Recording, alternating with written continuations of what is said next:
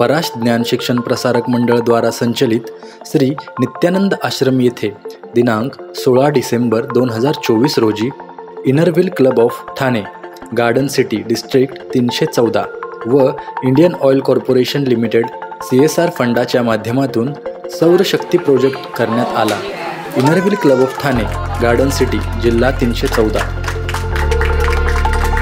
जिल्हा chairman Prerna Raichur, chief guest doctor Chhaya Bhadankar, जिल्हा editor Jyoti Kotak, क्लबच्या president Rashmi Motwani, secretary Bina Gupta, club खजिनदार लता राजू यांनी इंडियन ऑइल कॉर्पोरेशन लिमिटेडच्या माध्यमातून श्री नित्यानंद आश्रम येथे 5 किलोवॅटचे सोलर सिस्टीम प्रोजेक्ट पूर्ण केला।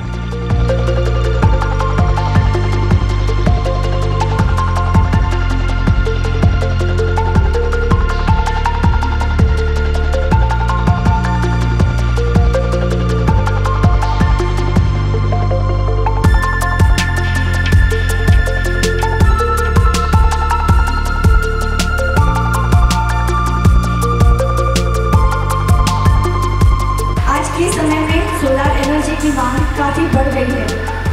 नित्यानंद आश्रम में इलेक्ट्रिसिटी कॉस्ट को कम करने के लिए सोलर प्रोजेक्ट काफ़ी महत्वपूर्ण योगदान देगा। मुझे यह बताते हुए खुशी हो रही है कि इस सोलर प्रोजेक्ट के जरिए नित्यानंद आश्रम में साल भर में लगभग 86,000 का सेविंग्स होगा।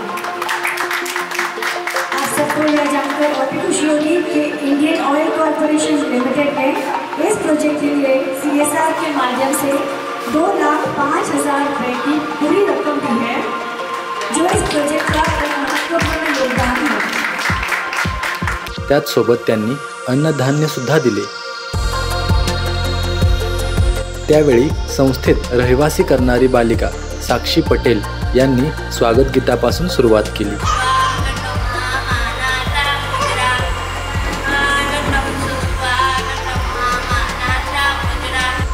व आश्रमातील आजी आजोबांनी त्यांचे मनोगत व्यक्त केले।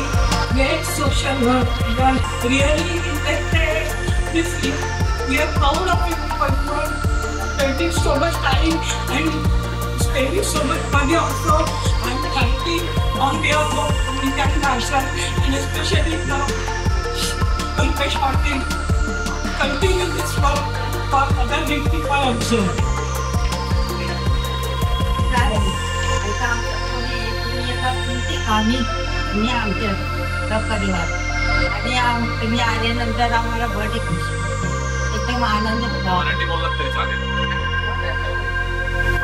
आणि हे आमचे सर नाही आहे, आमचे भगवान भी आहे, माँ बाप भी आहे, सब काही आमचे हे त्यांच्याशिवाय आमचं इथं कोणी नाही। आम्हाला 5 वर्ष झाली मला इथे।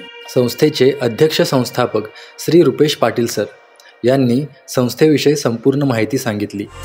बेवारस, बेसहारा, लकवा, पीडित अशा नागरिकांचा या संस्थेमध्ये सांभाळ केला जातो।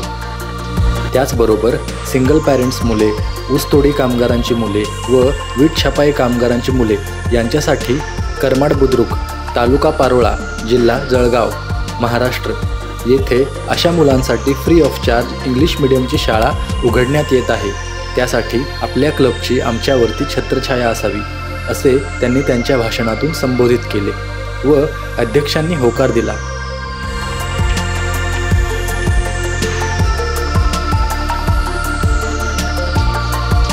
असे समाजातील अनेक घटक यांनी जर एक मुलगा दत्तक घेतला तर अशा गरजू मुलांसाठी खूप मोठी योजना तयार होऊ शकते आणि शिक्षणापासून कोणीही वंचित राहणार नाही। शिक्षण हा जीवनाचा तिसरा डोळा आहे असे रुपेश पाटील यांनी त्यांच्या भाषणातून संबोधित केले।